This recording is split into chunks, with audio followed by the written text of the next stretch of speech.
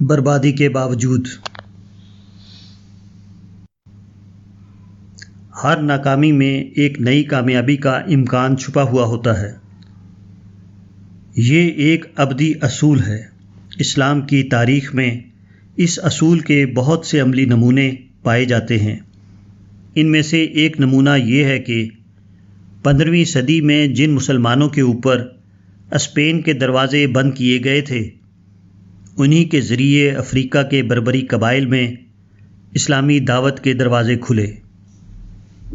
Professor T.W. Arnold نے اس سلسلے میں لکھا ہے کہ بربری قبائل کے لوگ اپنے پہاڑوں کے حصار میں بند تھے اور اپنی خود مختاری کے دل دادا تھے، اس لیے انہوں نے اپنے یہاں عربی عناصر کے داخلے کو کامیابی سے روکا، اور اس بنا پر ان کو مسلمان بنانے میں بہت دشواریاں حائل ہوئیں۔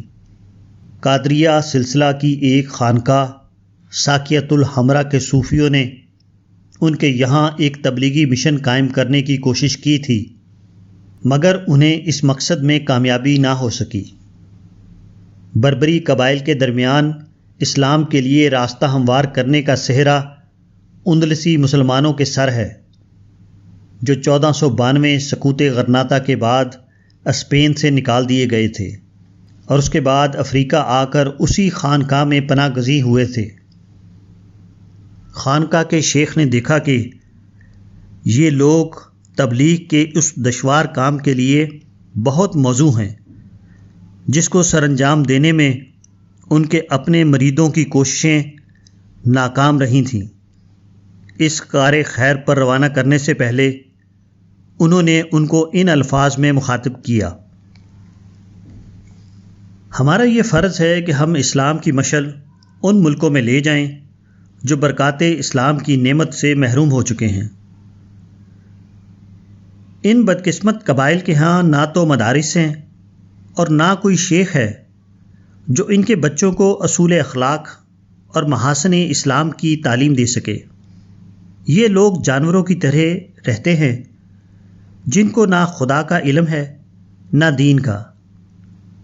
لہٰذا میں نے ارادہ کیا ہے کہ اس ناگوار صورتحال کی اصلاح کے لیے تمہاری دینی حمیت اور نور ایمان سے درخواست کروں، تاکہ یہ کوہستانی لوگ اپنی قابل رحم جہالت کی دلدل میں غلطاں و پیچا نہ رہیں اور ہمارے دین کی شاندار صداقتوں سے باخبر ہو جائیں۔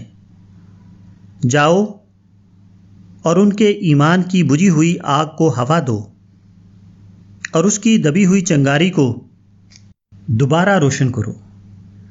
اپنے پہلے مذہب یعنی عیسائیت کی جس ضلالت سے وہ اب تک آلودہ ہیں، اس سے ان کو پاک کرو اور ان کو یہ سمجھاؤ کہ سیدنا محمد صلی اللہ علیہ وآلہ وسلم کے دین میں عیسائیت کے برعکس میل کچیل اللہ تعالیٰ کی نظروں میں مقبول نہیں ہے۔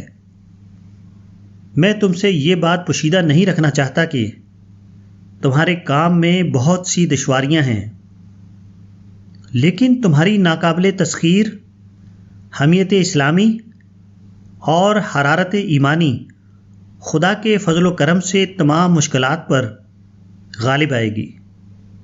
میرے بچوں، جاؤ اور اس بد نصیب قوم کو خدا اور اس کے رسول کی طرف دوبارہ لاؤ، جو اس وقت جہالت اور کفر کی دلدل میں پھنسی ہوئی ہے۔ ان کو نجات کا پیغام پہنچاؤ۔ خدا تمہارے شامل حال رہے اور تمہاری مدد فرمائے۔ یہ مبلغ 5-5 6-6 کی جماعت میں مختلف اطراف میں روانہ ہو گئے۔ وہ پھٹے پرانے کپڑے پہنے اور ہاتھ میں عصا لیے چل دیے، اور انہوں نے پہاڑوں کے سنسان اور غیر آباد مقامات انتخاب کر کے وہاں کے غاروں میں چٹانوں کے درمیان خانقاہیں قائم کی۔ قبائل کے درمیان ان کی پرہیزگاری اور عبادت گزاری کا چرچا ہونے لگا، چنانچہ یہ قبائل جلد ہی ان کے ساتھ راہ و رسم پیدا کرنے لگے۔ ان مبلغوں نے آہستہ آہستہ اپنے علم طب اور صنائع و حرفت اور تمدن کے دیگر فوائد کی بدولت بربری قبائل کے ہاں اپنا مطلوبہ اثر و رسوخ قائم کر لیا اور ہر ایک خانقاہ اسلامی تعلیم کا مرکز بن گئی۔ ان نوآوردوں کے علم و فضل کی کشش سے بہت سے طالب علم ان کے گرد و پیش جمع ہو گئے، اور کچھ عرصے کے بعد یہی طالب علم اپنے ابنائے وطن میں اسلام کی تبلیغ کرنے لگے، یہاں تک کہ ان کا مذہب ان قبائل کے تمام علاقوں اور صحرائے الجزائر کی بستیوں میں پھیل گیا۔ پروفیسر آرنلڈ کا مذکورہ اقتباس بتاتا ہے کہ قدیم اسپین کی تاریخ سے دو قسم کے واقعات وابستہ ہیں۔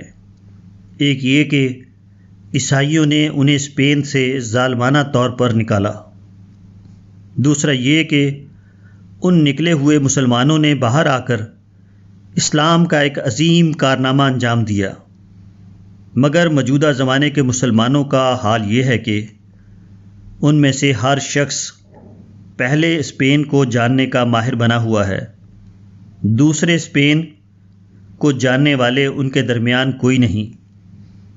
کیسے عجیب ہیں وہ لوگ جنہیں اندھیرے تو خوب نظر آئیں مگر اجالے ان کو دکھائی نہ دے سکیں۔